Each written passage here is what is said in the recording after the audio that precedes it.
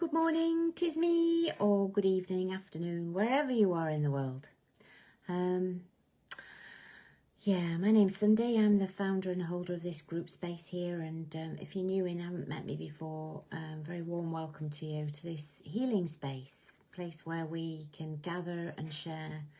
And somebody recently posted and how grateful she was around how this is a safe space to explore and get it wrong and try new things and share how you're feeling and all those being vulnerable. And at this point, I want to give a shout out to the people who are the quiet ones, the space holders, the people who don't post very often, the readers, the ones who absorb it all. Perhaps they're the types of people that we don't often see, you know, in our silent ones. So thank you if you are a silent witness and absorb it all and hold space and send good wishes and all those things that we all want for ourselves. So yeah, I've forgotten what I titled this, but this talk is about being the victim in this. You know, I read a lot of us who share that, you know, how could they do this? How could they treat us like this? Don't they know how hurtful they are? They're trying to do it deliberately. They're deliberately trying to hurt us, etc., etc.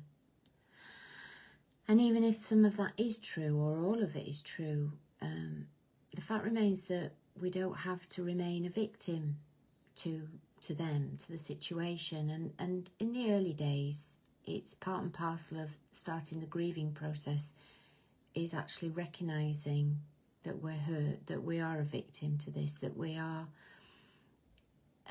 being accused, feeling attacked, feeling persecuted in all of this. Very much that victim mentality. Why me? Why should it happen to me? What did I do to deserve this? The punishment doesn't fit the crime. All those things that we say when we're in that victim mode, when we feel powerless, when we haven't got a voice, when we're closed down, when we're...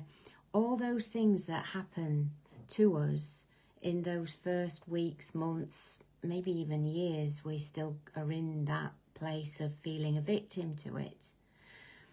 And so it's a process to work through. If you feel stuck in victim, if you feel stuck that they are out to get you, there is some work to be done around how you can come away from that feeling a victim. Because it's great being a victim. It sucks and it feels great at times. There's a payoff for being a victim. You get people who side with you, who will feel, so you feel like you're supported with that, yes, how dare they, you know, all that sort of gossip talk that goes on and that us and them stuff that goes on around victimhood. You know, it feels validating for somebody to say they're behaving appallingly, they're horrible people, you don't need them in your life, all that sort of thing. And there's a protection to feeling a victim as well. It sort of protects you. It stops you from reaching out in some ways. It stops you from being vulnerable, and vulnerability is key for connection. If you've worked with or listened to Brené Brown's stuff, that is her research field of expertise. And you know that to have connection you have to be vulnerable. Well, when you're a victim, you close down that part of you that is sort of like says, hello, I'm so and so, or who are you? So there's a rip-off to being a victim as well, you know, and there comes a point where you think, well, for some of us there comes a point where you think, I don't want to be a victim to this anymore, I want my life back, you know. And that's when you start to let go of what they're thinking, you know, imagining what they're doing, what they're thinking, how they're feeling, you know. It took me a long time to come away from that, you know, imagining what they were thinking and feeling. And oh, it's somebody at my door. Do you think they might go away if I just ignore it? Oh, lives in action. Just hold the line a moment. Hello? Hello? Oh, hang on. Okay, thank you. I've got to go sign. Do you want to come with me? This is a bit nuts, isn't it? The underwear, my pyjamas on. Maybe I should have stopped and started again, but I was in flow. I wonder if I can cut this bit out. Hi, good morning, Mr. Postman. Hello there. I'm on Facebook Live as we speak. Oh, well, that's very good, isn't it? But there, look, you just don't have to balance that and with your fingertip. No, it's not that. It's. Oh, good.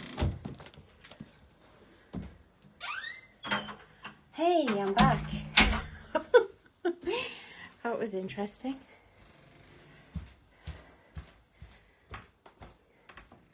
Hey, Jan, I wonder if you're still on. I wonder if I can remember what I was saying. Let me get my breath back. Well, I was thinking about putting this on YouTube, but I don't think I'll be doing that now. Anyway, back to victim. I've just walked up 3 flights of stairs with a parcel. Thank goodness it was light. Let me just bring myself back. Yeah, so what I was talking about before the postman arrived was the benefits, the rip-offs and the payoffs of being a victim, and how it can feel. It can really feel self-validating in those first days, weeks, months in being in that space of being a victim. But then there comes a point for a lot of us where we think, I just don't want to be that victim anymore.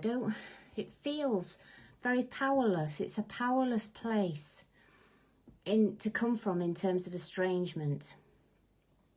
So slowly we start to stop thinking about them as much. We stop thinking about what they're doing, what they're saying about us. We stop creating stories in our head around our children.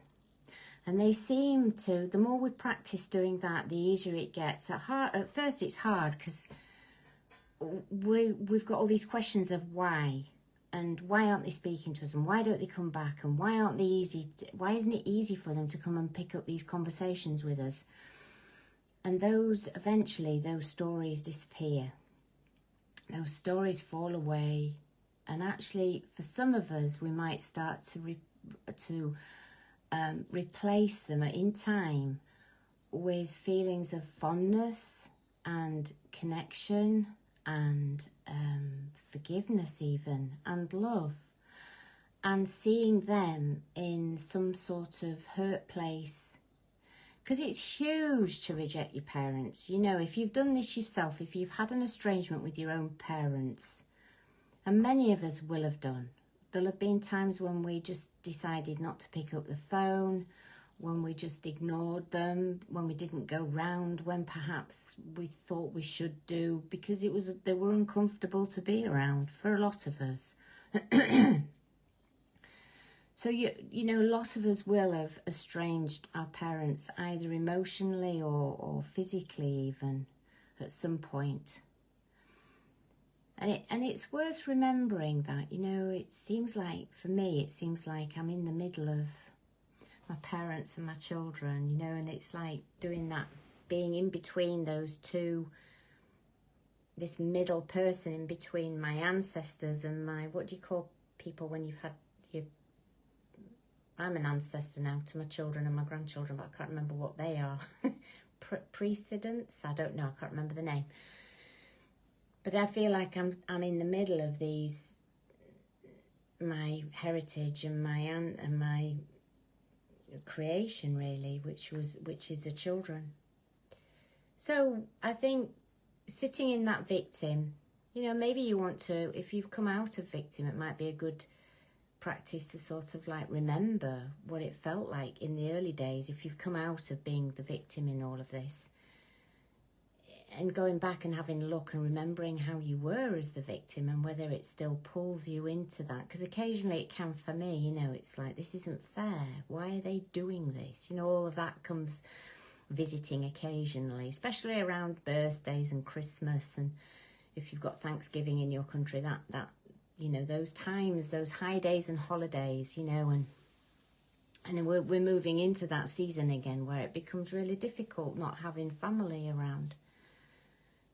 But if you do feel victim, if you still think that your children are persecuting you, because if you do think that, if you do think your children are deliberately trying to hurt you, you might want to think that you are somehow stuck in victim, and have a look and see if you are.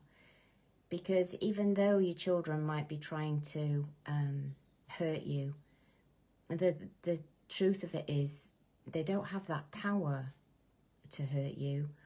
We give them that power. And I know that sounds quite perhaps it sounds a difficult concept to get your head around, because there is that saying, you know, nobody can hurt your feelings unless you allow it. Now, that's not negating that your feelings don't get hurt, and at the same time, it's like you take responsibility for the hurt that we feel, rather than passing it to the other person to say, you're making me feel this. That's coming from that victim place. And the opposite of being victim is taking responsibility. You know, we may have been kicked to the curb, that lovely phrase, but that doesn't mean we have to lie in the gutter and just complain about it. That's quite a good analogy, isn't it? So if you feel that you're laid in the gutter and that your life is ruined because of your children, then this space in here, Healing Parents, is a place to see if you can get to grips with that a bit. Because in a way, we are making ourselves powerless by doing that, and we're taking the foot off the gas of our own life. You know, we're giving them the power to say that they can ruin our life. Well, our children haven't got that power. They just haven't. I would never give my children the power of ruining my life. In fact, I would now, I've got to the place where I can give them the gratitude for enhancing my life because of what they've done. You know, if they hadn't have done all that they've done, I wouldn't have had the experiences to grow through. That's quite, you know, when you get to that place, it is quite an advanced way of thinking, because it's not easy, and I wasn't always there. But as the coach in here, you know, I have to sort of say that if you really want to heal from being estranged, you know, after the first 6-9 months, you start to think, I don't want to be a victim to this anymore. I don't want my life to be ruined because my children have rejected me, alienated me, abandoned me, whatever you want to label it as. And it's not easy, but it is a massive step up into self-love and also self-empowerment, you know, and it will ripple out across other areas of your life, where if you feel that you've been a victim to circumstances, your job, your boss, your relationship, your health, all of those things, when we go into victim, it's like life's happening to us and we don't have any power or any say. And that isn't true, we do. There's always choices to be made. I feel like I'm preaching now. I shall get off my soapbox now and get on with my day.